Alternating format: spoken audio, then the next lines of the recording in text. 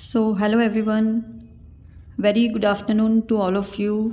I welcome you all to the Prep Point channel. My name is Swati, and today's video is very important because before the CAP registration, you have all the documents regarding and which are necessary for the CAP registration and the document verification.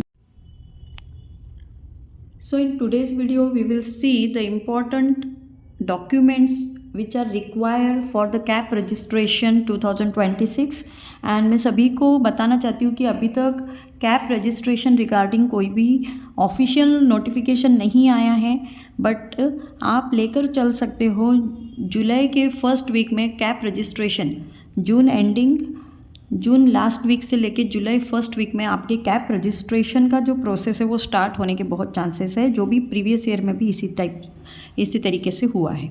ठीक है, तो आज की video में हम जान लेते हैं कि ऐसे कौन से डॉक्यूमेंट्स हैं जो आपको इम्पॉर्टेंट रहेंगे फॉर द कैप रजिस्ट्रेशन। ठीक है, ये एक ऐसा प्रोसेस है कि अगर आप अभी ये डॉक्यूमेंट्स रेडी करते हो तो आपको कैप रजिस्ट्रेशन के वक्त आगे जो भी आपका डॉक्यूमेंट वेरिफिकेशन प्रोसेस रहेगा उसमें हेल्प होगा। ठीक है, सबसे पहले देखते हैं कि एकेडमिक डॉक्यूमेंट्स आपको कौन कौन से लगेंगे। सबसे पहले है SSC means class 10th marksheet and the certificate आपको लगेगा। ठीक है, उसके बाद है HSC class 12th marksheet and certificate you need.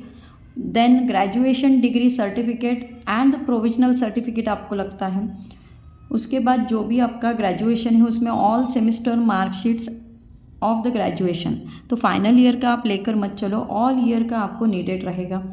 After that the passing certificate if degree not at receive, अगर आपके पास डिग्री नहीं है तो प्रोविजनल सर्टिफिकेट पासिंग सर्टिफिकेट आपके पास होना चाहिए। उसके बाद अभी जो न्यू स्टार्ट हुआ है academic bank of credit ID, अपार आईडी जो है वो मैंडेटरी है। यहाँ पे देखो ये अभी तक नहीं था, आपसे ये लागू है, और आपका जो आधार कार्ड है वो भी मैंडेटरी है। तो ये सारे एकेडमिक डॉक्यूमेंट आपको रेडी करने हैं और काफ़ी इम्पॉर्टेंट है। इस कैंडिडेट को पता नहीं होता है ना, आगे जाके फिर उनको दिक्कत होती है। तो अभी आपके पास जो भी टाइम है ये सारे डॉक्यूमेंट आप रेडी करके रखें। Now we see the identity and eligibility criteria क्या है। सबसे पहले आपके पास होना चाहिए जो भी आपका सीईटी का रिजल्ट आ चुका है उसका स्कोर कार्ड आपके पास डाउनलोड होना चाहिए, और वो कहाँ से करना है तो पोर्टल पे से आपको डाउनलोड करके रखना है पीडीएफ फॉर्म में। ठीक है, उसके बाद महाराष्ट्र एमसीएस सीईटी का जो भी आपका एडमिट कार्ड है वो आपको रोल नंबर के वक्त लगेगा, तो वो भी आपके पास होना चाहिए। एक फ़ाइल बना ले, उसमें ये सारे डॉक्यूमेंट को आप मेंटेन करके रख सकते हैं। उसके बाद आपको लगेगा डोमासाइल सर्टिफिकेट जो महाराष्ट्र स्टेट के हैं फॉर एचएस कोटा के लिए। Then the nationality certificate, passport for all Indian quota जो भी कैंडिडेट है उनके लिए nationality certificate and passport needed. अगर आपका माइग्रेशन आपने किया है तो माइग्रेशन और transfer certificate from the last college लगेगा। स्कूल कॉलेज लिविंग सर्टिफिकेट आपके पास होना चाहिए, और Aadhaar card original and photocopy दोनों होना चाहिए। ठीक है, तो लास्ट में मैं बताऊंगी ये जो सारे डॉक्यूमेंट है ये आपके पास ओरिजिनल होना चाहिए, प्लस इनके दो कॉपीज़ होना चाहिए, जेरोक्स या प्रिंट आउट आपके पास होना चाहिए before the document verification process. ठीक है, now we see the category certificate, जो भी कैटेगरी के कैंडिडेट है उनके लिए कौन कौन से सर्टिफिकेट नीडेड है। तो कास्ट सर्टिफिकेट, आप अगर कास्ट से बिलोंग करते हैं तो SC ST OBC VJ NT SBC सभी कास्ट सर्टिफिकेट होना चाहिए अगर आप एप्लीकेबल हो।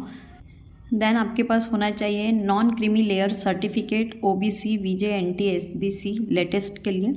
देन ईडब्ल्यूएस से जो बिलोंग करते हैं ईडब्ल्यूएस सर्टिफिकेट उनके पास होना चाहिए। If applying under the EWS quota से आपने अगर फॉर्म फिलअप किया है तो आपके पास ये डॉक्यूमेंट होने चाहिए।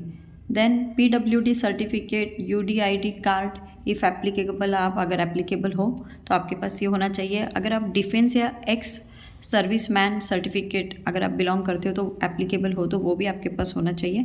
Then the 2 recent passport size photographs आपके पास होना चाहिए, और सबसे इम्पॉर्टेंट है कि वाइट बैकग्राउंड में होना चाहिए, प्रोफेशनली होता है।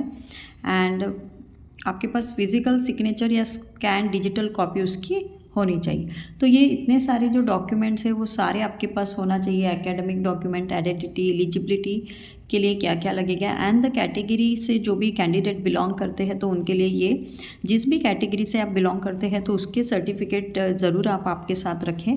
तो ये था कि अभी क्या क्या प्रोसेस होगा। अभी भी बहुत सारे कैंडिडेट ऐसे हैं जिनको डाउट्स हैं, तो मैं उनको बताना चाहती हूँ कि आपके स्कोर कार्ड आ चुके हैं, मेरिट लिस्ट लगेगी, एंड उसके बाद जून लास्ट वीक से लेकर जुलाई फर्स्ट वीक के अंदर आपके नोटिफिकेशन आ जाएंगे कैप रजिस्ट्रेशन के लिए।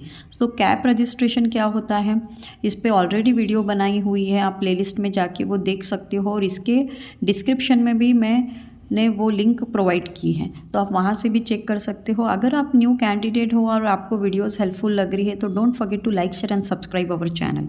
तो आज के वीडियो में हमने डिटेल डॉक्यूमेंट, कौन कौन से डॉक्यूमेंट रिक्वायर होते हैं कैप रजिस्ट्रेशन के लिए वो देखें, और इन्हें आप प्रिपेयर करें, और आपके डॉक्यूमेंट रिक्वायरमेंट से लेके जो भी डाउट्स है वो आप कमेंट बॉक्स में फ्रीली पूछ सकते हो।